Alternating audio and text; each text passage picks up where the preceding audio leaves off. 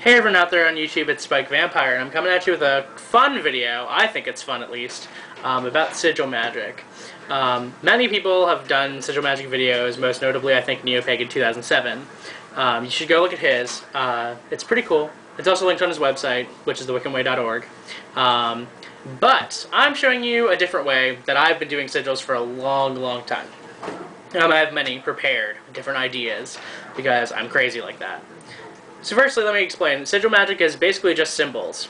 Most of the time it's like alphabetical. I do mine alphabetically. You just take a sentence, and you do all this stuff to it, and you make a picture out of it, which you can charge and keep as a magical working. You do it in the middle of a ritual where you would do cord magic or any other magical application, and I kind of think it's pretty handy. Also, they can be quite artistic, which is another aspect of them that I like, because oftentimes you'll make a sigil and just fall in love with it. Now, chaos magic stuff would tell you, you charge it, you forget about it, it's all random and you don't have any order. Okay, that works for some people, but not for me. I like to plan mine out and make it look cool, and oftentimes I do end up forgetting about it, but I don't think that's necessarily essential. So let me show you an example. Okay, so I made one here. I don't know if you can read the paper. It says, "Protection on my flight Saturday." Totally an example, totally not flying, I hate flying. Anyway, so then what you do is you take the sentence that you have, and you take all the letters, and you delete any duplicating letters, anything that repeats itself. So then you end up with "Protectin' my," and then a bunch of letters, but you understand. So you get all the letters, and then you make a symbol out of it. And I like to do a little rough draft of my paper that I'm planning it on. So I come up with this little symbol. It's very nifty. It's kind of cute. And there is your sigil. At the most basic form, that is a sigil. I also like to incorporate colors and extra other symbols that I like to do. I have correspondences for protection and travel, like blue, black, yellow, and green. Also the extra symbol 7 for the chariot and the tarot, because I think tarot is really important. I have Mercury, obviously the patron god of travelers. He protects travelers. The moon, basic protection kind of thing, goddess. Also the triangle for air, because obviously you're traveling in the air. And all the runes that I have listed over here all have correspondences to protection. So I took that little picture, and you can use a variety of things to make it. Right on this one, I just used a little pen that I have and a bunch of colored markers. And I made this awesome picture.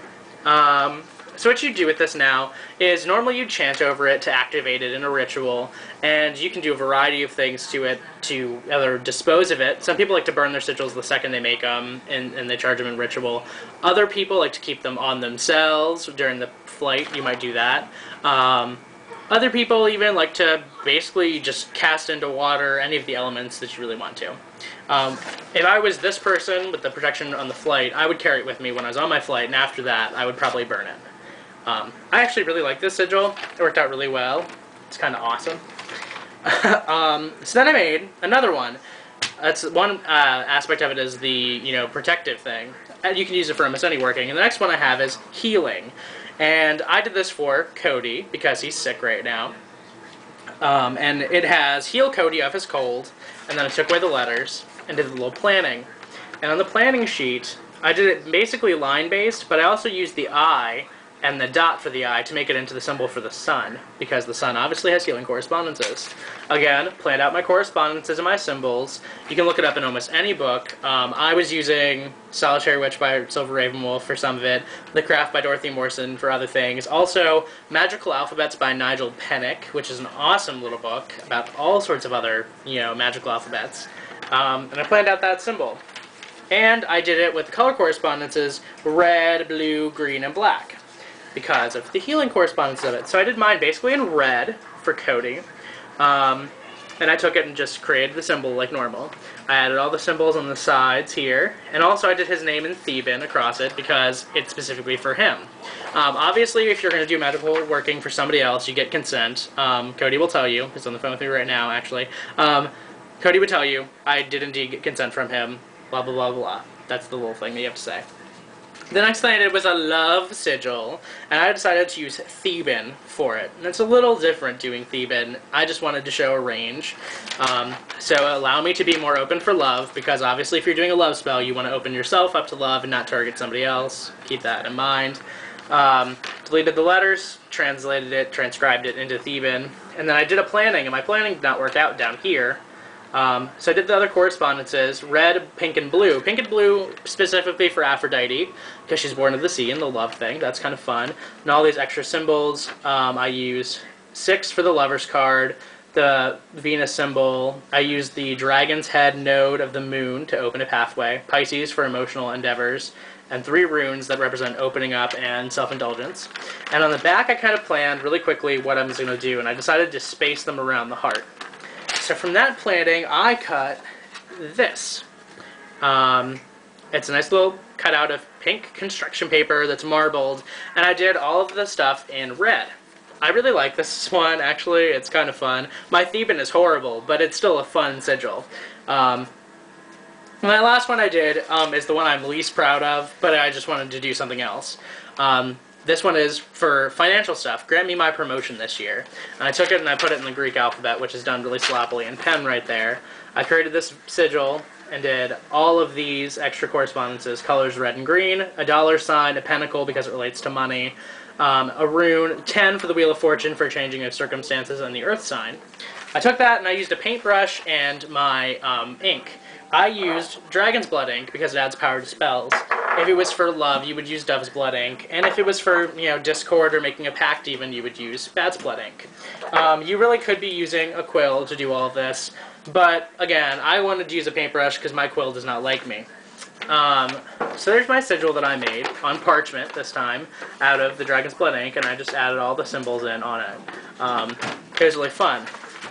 So, like I said, there are many different ways of disposing of this. Burning, burying, shredding it and spreading it in the air, or throwing it to water. You could also carry it on yourself. Another thing you can do is you can take some cord, because you know how fond I am of cord magic, and you just fold your sigil up, which I'm doing right now.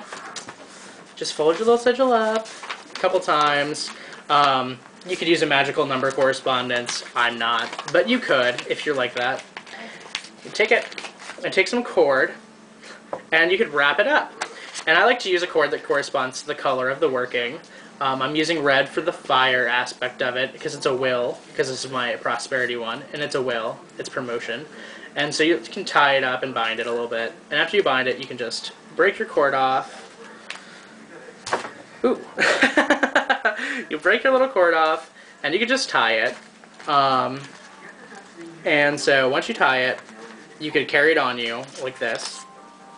And after you got your promotion, then obviously you could burn it and do all those other things. Even sometimes, if it's just really pretty, you could color it and you could keep it. Actually, I have a couple of sigils that I have done, and they're framed and colored in my bedroom. And like I said, you can use a variety of things. Incorporate color, little markers, different types of pen, pencils, and things like that. So that was just my quick little rundown of this video about Sigil Magick. If you have any other different ways of doing it, or if you like my method, please leave me a comment. And like I said at the almost the end of all of my videos, if you have any requests for any topic you want me to do, please leave me a message or a comment, and I'll try to make it if I know much about it. Until next time then, YouTube, peace out everybody, and blessed be.